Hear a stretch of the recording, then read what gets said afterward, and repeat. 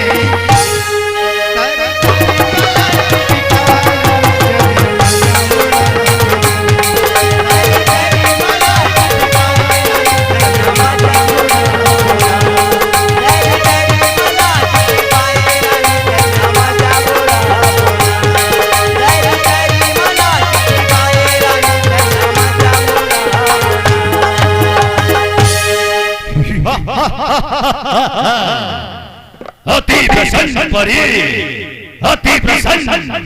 जाओ जश्न मनाओ।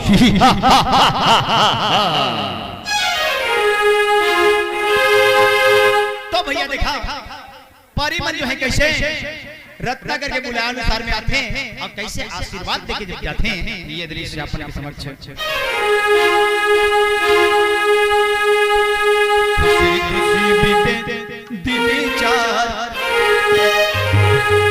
हलो हलो हो गए बेड़ा पार, राजा जी तुम्हारे जिंदगी हर। खुशी खुशी बीते दिन चार, हलो हलो हो गए बेड़ा पार, राजा जी तुम्हारे जिंदगी हर।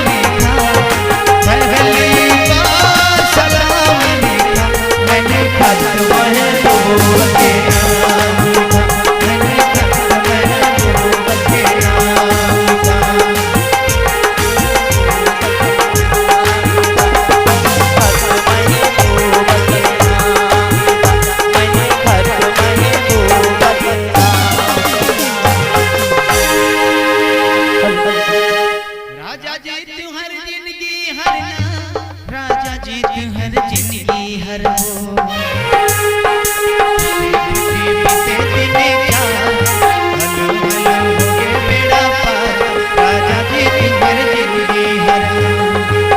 खुशी बीते दिन चार, हलो हलो हो गए बेड़ा पार, राजा जी तुम्हारे जिंदगी हर।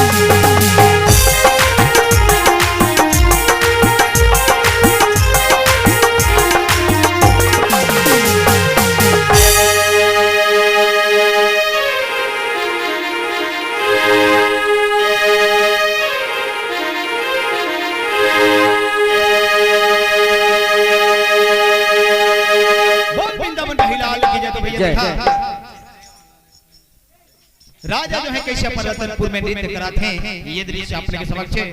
तो अगला दृश्य में देखा जो है राजा रत्नाकर जो है कैसे नृत्य कराते कराते अपन महारानी ला याद करदा थे और मंत्री ला कथे अरे मंत्री महारानी मैनावती कहाँ है?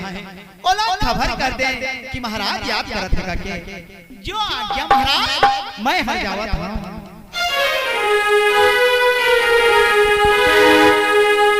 राजा के बातें सुन के जावत हूं, राजा के आदेश लाली भावत हूं। राजा के बातें सुन के जावत हूं, राजा के आदेश लाली भावत हूं।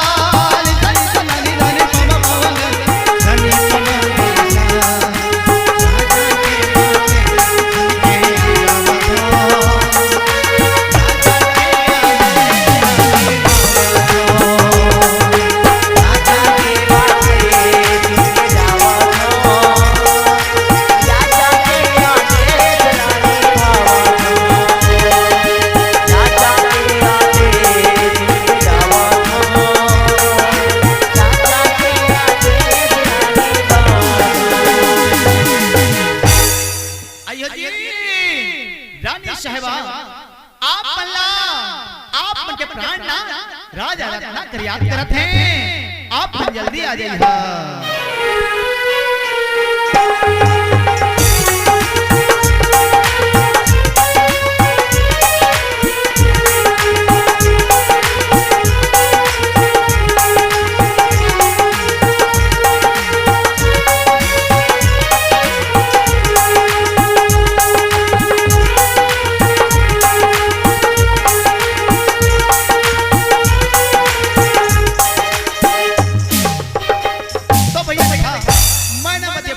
सहेली के समय कैसे आते हैं ये दृश्य अपने